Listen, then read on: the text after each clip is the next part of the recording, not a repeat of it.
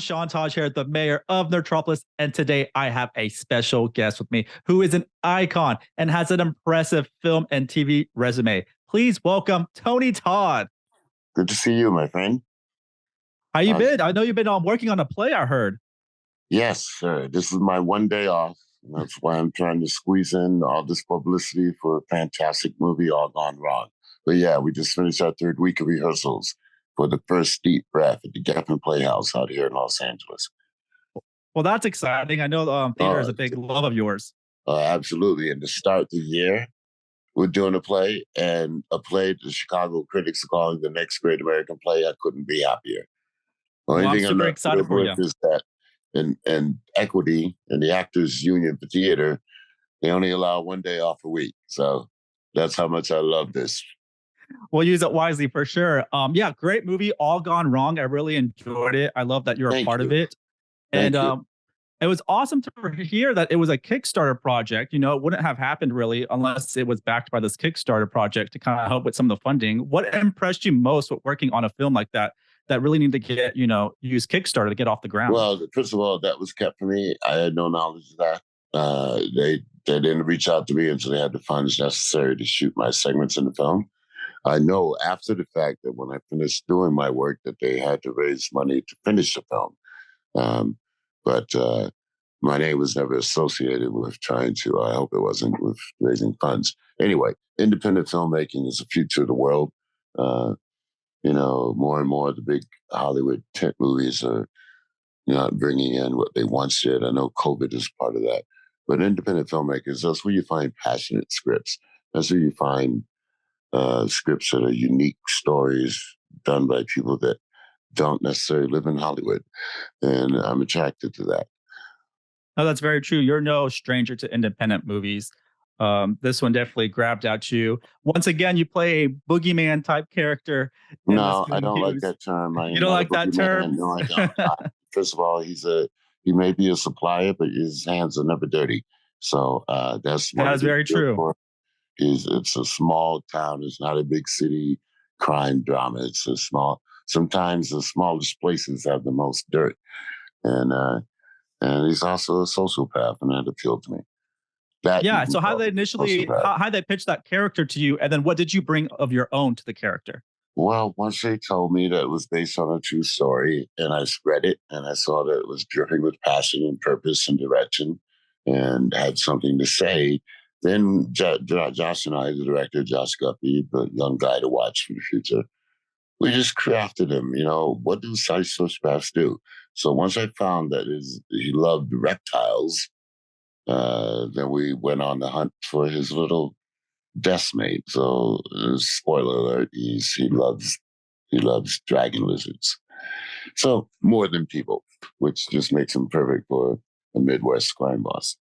Yeah, definitely a great role for you. And this was filmed, I believe, in 2019, right before, I guess, the shutdown for a lot of filming. Is that correct? So it's all locked out on that? Correct. It was we got it in before COVID, just before COVID. But I was able to do a lot of things during COVID. My dear friend Bernard Rose and I collaborated along with Danny Houston, Stephen Dorff, Olivia Diabo, Matthew Jacobs on a film called Traveling Light, which we shot in the first 2 months of the pandemic. And that's about to come out as well. I think either late January, early February. So there's another film, which I'm very, very proud, and another collaboration with Bernard, who directed me in Candyman, just FYI. Oh, that's awesome. I know you keeping busy. COVID didn't stop you, which is great. You got a lot of great stuff coming out.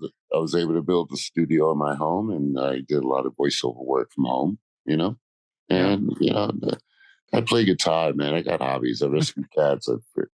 What I love, man, I hate to use the word love for a time because a lot of people visit me, but I try to make diamonds out of coal. And I loved planning your meals became a task during COVID, because first of all, you couldn't find toilet paper. But, it's something to live for. And I think that's what Traveling Light brilliantly illuminates from Bernard Rose. And All Gone Wrong, to go back to that, we shot before the world turned upside down.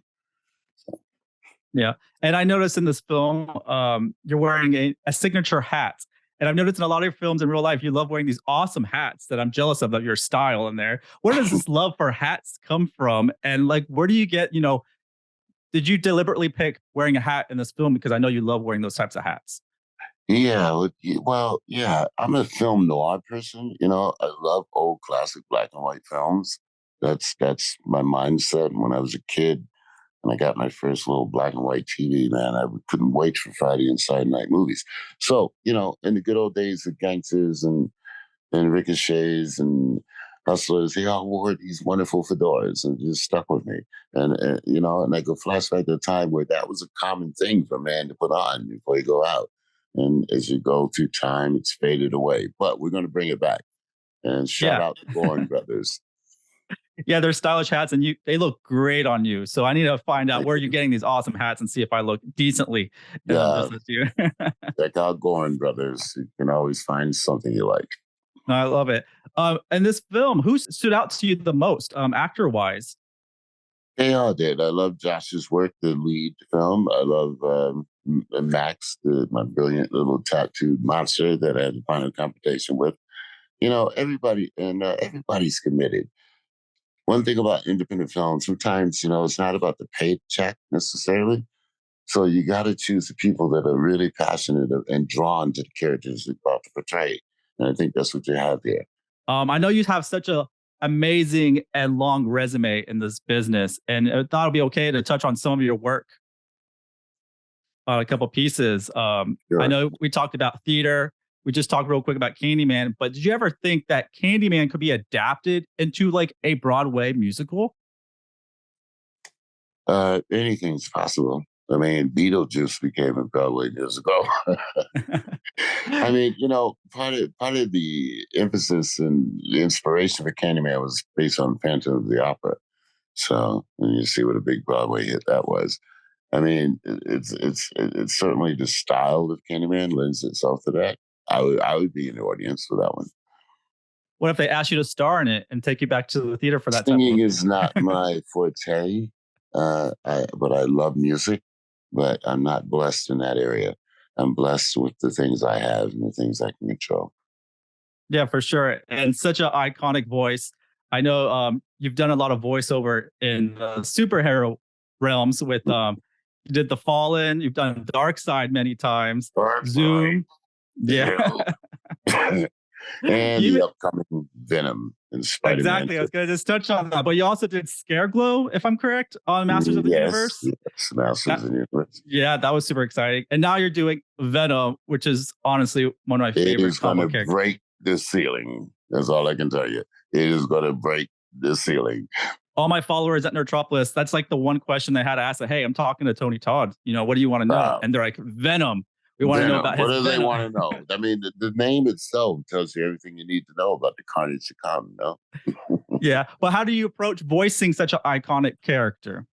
I was a only kid, so I grew up with comic books like most of the best of us nerds did.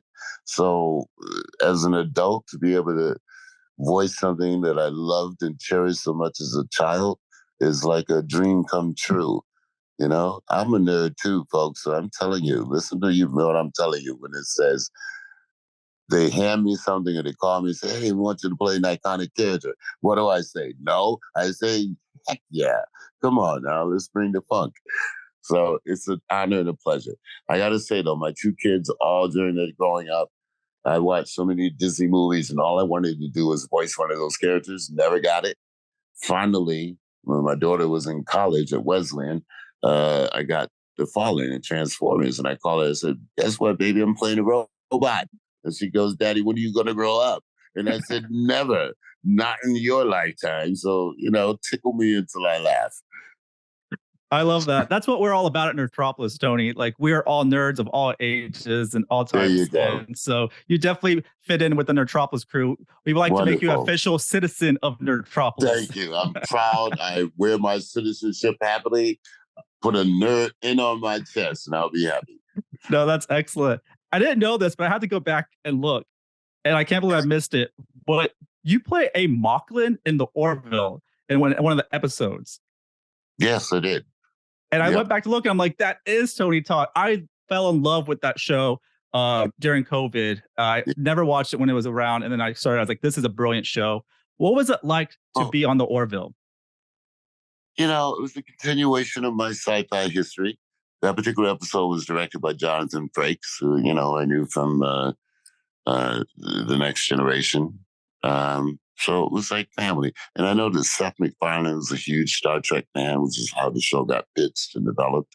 And everything about the show is very meticulously detailed, and it just overflows of joy and love. So it was happy to sit back in the makeup chair and get extravagant makeup put back on. It's a good thing.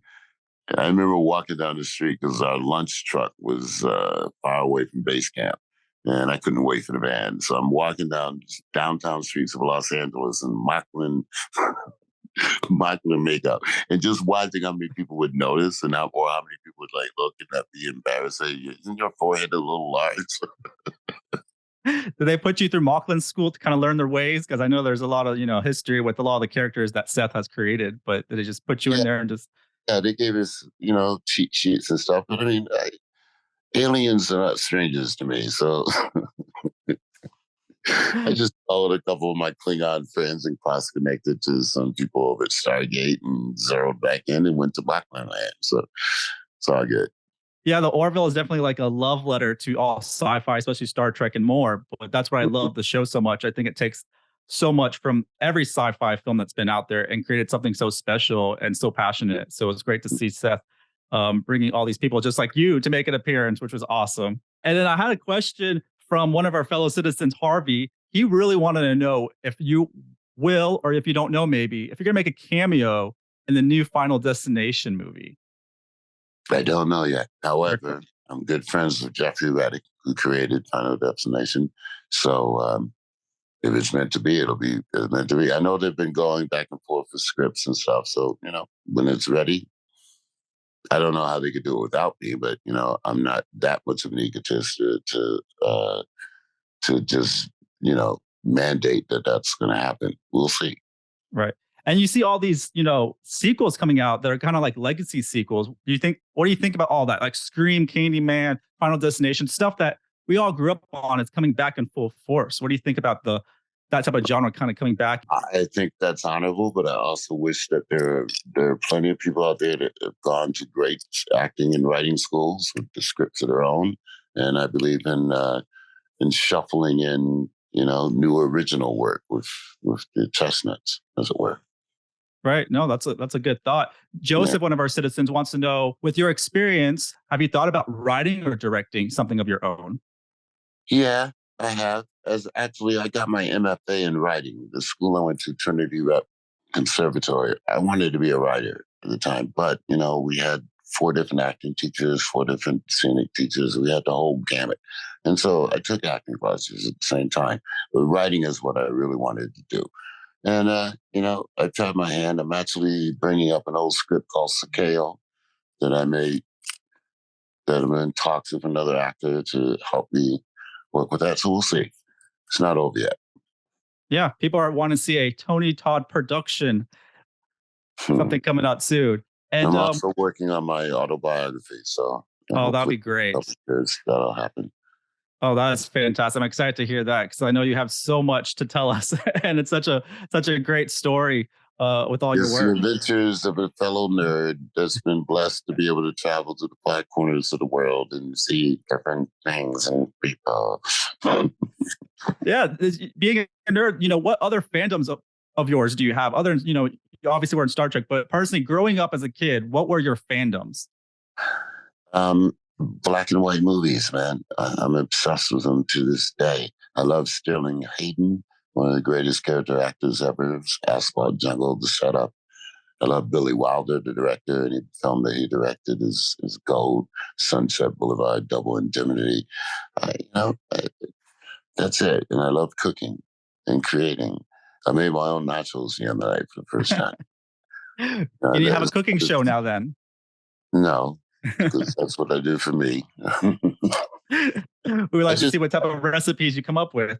Yeah, trust me. I love food, man. There's a great new restaurant here in LA called Willie Mae's. It started in New Orleans. Um, 96, she passed away in 96, but she passed the recipes on to her children, grandchildren, and so forth. And she just opened a satellite store out in LA. So every Sunday after rehearsal, because we only have Mondays off, I stop by Willie A's and get my platter of delicious scrumptiousness. That sounds good. I have to check it out when I come out there. Always looking for new spots. I have one final question for you from Brian. He says, is there something on your bucket list that you have yet to cross off career-wise? Yeah, I can't wait to direct. That would be eye-opening. That's what we're all waiting for. Among many things. But directing, yeah. I've been blessed, man. I'm lucky enough to be in an industry that's very hard to get into, and it sustains me, and it's paid for my children's college careers, and just leaves me at peace and happy. And happiness is the pursuit of everything that we hold in our heart. No, yes. No, that's super inspirational. I agree with you 100%. Doing what you're passionate about, the paychecks will come, but do what you're happy about and just support who you need to support. I love that. Thank you. This was a great honor and pleasure, and we welcome you to our wonderful city of Nertropolis. I appreciate it. Thank you for the welcome. Thank you, Tony. I appreciate it. You have a great day. You too. Thank you very much. Once again, this is Sean Taj, the mayor of Nertropolis, and stay tuned for more movie news, reviews, interviews, and trailers.